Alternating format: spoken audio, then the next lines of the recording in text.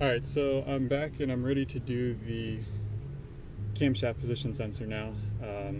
Got the hood opened up, and the camshaft position sensor is basically the same kind of magnetic sensor as the crankshaft. Only it's got a straight body to it instead of the 90-degree body. It's got the same magnetic end on it. It does basically the same thing. In order to get to this one, the easiest way to get to it that I've found is if you can actually take off the air box, take the whole assembly out, you can get to it because it's right, you can't really see, it's kind of dark down in there, but it's right underneath the airbox assembly.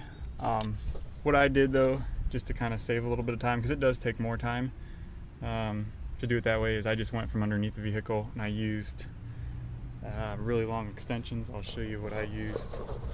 10mm socket, and I used, like, I don't know, this is probably 14 inches of extensions. I didn't have a long one, so I put a bunch of small ones together, and a 1/4-inch ratchet.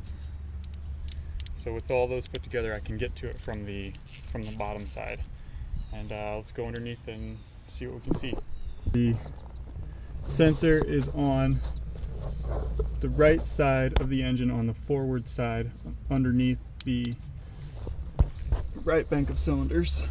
Alright, so as we go under,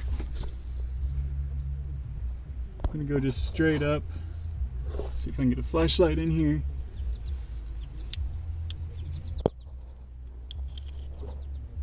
You can kind of see the sensor right there.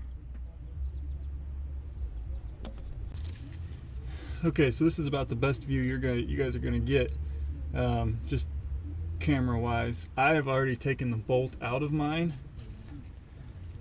That is the hole for the sensor. That's a 10mm. Again, I just had to use a bunch of extensions and pull it out that way. So now what all I got to do is really pull the sensor out. I left mine connected to the harness because it was pretty tricky to get to. So I'm just going to pull the whole sensor out and then disconnect it from the harness. So I'm going to try to see if I can do that now, while I hold the flashlight and while trying to film.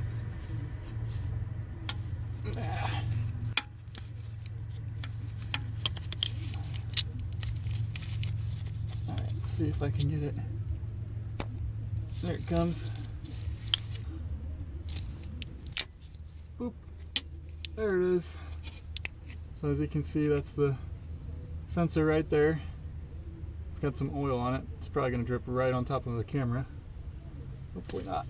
So I'm going to disconnect this from the wiring harness and throw the new one in. Alright guys, so I knocked my camera off and didn't get to set it back up, so basically I went ahead and finished putting the camshaft position sensor all the way in, installed it. I sprayed off the connection with my contact cleaner and put the bolt back in, secured everything down, so we are good to go now.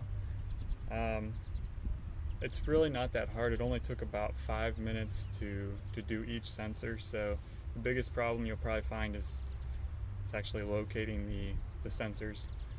It is a dirty job. I mean, it's like any other job working on your car. You're gonna get dirty. You got to get in there and hug things and get oily and dirty, but save you a lot of money versus having somebody else do it for you. I guess the biggest things to take away are make sure your connections are clean. Get yourself some contact cleaner, make sure all the connections are clean. Put some oil on your O-rings so that they seat properly. If you don't have any extra oil laying around, a little trick you can do is just pull your dipstick out and take the oil on the end of the dipstick with your finger and then wipe that around the O-ring. Let's see what else. There are specific torques for those bolts, but I just kind of tightened them down. They're going to be okay. that's pretty much it. Just, oh, the one other thing is when you go to spray contact cleaner, watch if you're down underneath the vehicle. That stuff is pretty nasty to get in your face and your eyes, so just watch yourself. So that's pretty much it.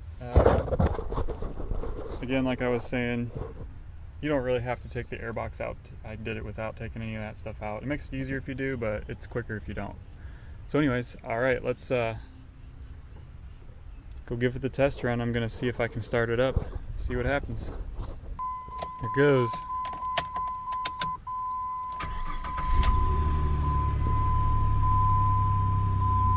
It's a good sign.